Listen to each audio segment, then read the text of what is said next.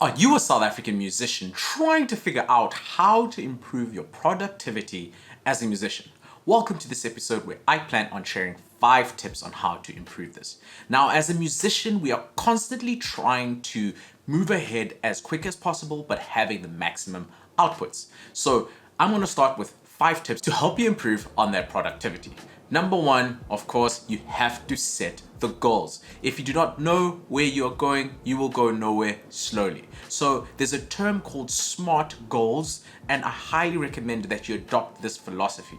An example of why you want to set goals is there are so many aspects of music. You can be a music creator, a music producer, a playwright, or you can actually be a music educator, something similar to what I'm doing with this channel. So knowing the goal helps you align.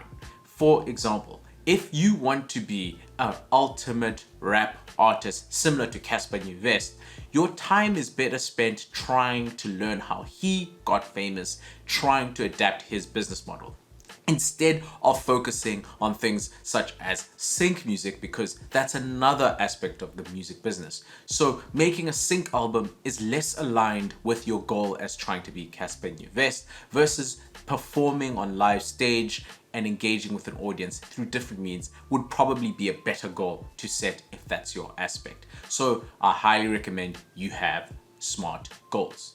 Number 2, you want to establish some kind of plan or routine. Routines are critical because they help you know that now I have to make music. You block out that time, and everyone around you, family, friends, maybe even kids in some cases, knows that, okay, at this time this person's making music, so I don't need to disturb them, or I don't want to disturb them unless it's important. For example, I wake up at 5, by 5:30 I'm already knee deep in some kind of production, making music, because I know at 7 p.m. I have to leave. This gives me about an hour and a half in the morning every day to focus on music production and making of music.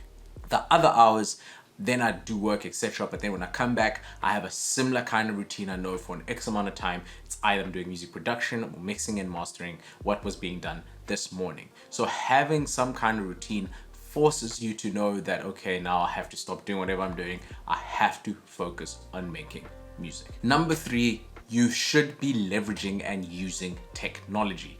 Lots of apps are out there to help you improve and organize your music business, so I highly recommend you do this. For example, you can have a piece of paper with it, or a calendar, for example, and have things written out, or you can use tools such as Outlook or your Google Calendar or Notion, for example, to put in your schedule so that it is always on you on your phone.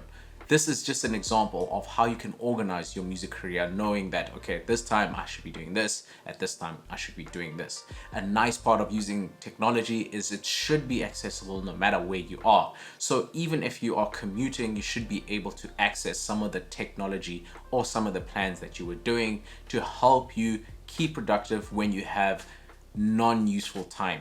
Commuting is a big one for me, because if you are sitting in traffic, that is time that could be done conceptualizing something or gaining knowledge. So using those kind of times with technology helps you to keep productive or improve your productivity, so that when you finally can be properly productive, that you hit the ground running and you're not thinking, oh yeah, what was that music idea? Examples of such technologies I mentioned before, but you should also be using AI now, particularly for administrative type of work. For example, if you have a customer list, you can put that in AI. AI will automatically put it in order.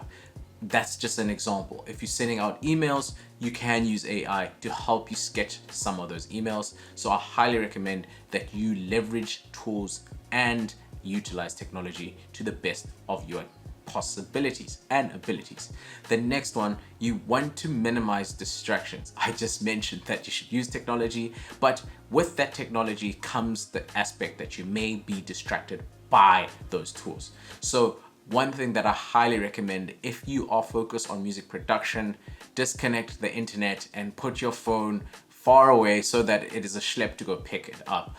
For example, when I make music in the morning, I leave my phone by my bedside and then I come to my production spaces, and then I know I'm not tempted to pick up my cell phone to look at it. Disconnecting the internet is another big one, because the browser is right there, so you can automatically what's that pops in mind while you're producing, and then you spend 5 minutes losing your creative flow and slowing down your productivity. So I highly recommend that you eliminate distractions, particularly when it comes with technology, when you're trying to be productive, musically speaking. Anyway, number 5 is more of a practical one, and that is to standardize and to use templates to enhance or speed up what you're doing. For example, if I'm sending out emails, now that I mention it, join my mailing list. Link is in the description below. But when you're sending emails, starting off in the same way and ending in the somewhat of a similar way speeds up you having to rewrite those lines. And it's only saving you about a minute or two, but if you're sending 300 of emails per year, then that saves you 600 minutes if it's 2 minutes or so. But you want to standardize, and that's just not with the administrative tasks, but for example, if you're releasing music, you should have, okay, once I've written and made the beats, then I record. Once I record, I do this next. Once I've done this, I do this, and then this. So you know, everyone knows who's involved of the step-by-step process, almost like you're sitting at McDonald's. McDonald's knows when it goes in there, it's going to do your burger in a certain type of way so that you get an output that is somewhat similar in somewhat the same amount of time. If you have a standardized way of doing things, you can also see where you're too slow. For example, when I make beats, I know I'll open up Reason first. My Reason already has templates set up so that I don't have to load instruments in. So that saves me only 10 seconds, but I make a lot of beats. And then the next step would be, okay, what do I always put in? I always put an EQ, I always put a compressor in there, and some instruments I always put reverb. So those are already in the template to save me time on that production step. So you want to adopt where you think things can be. You always do this, I always do this, I always do this. Those are the positions or situations where you want to make it standard and you want to minimize the amount of time you have to keep on doing the same thing. But overall, those are just 5 tips, and I'd really appreciate it if you'd leave it in the comments which one of these tips you found most useful. And until next time,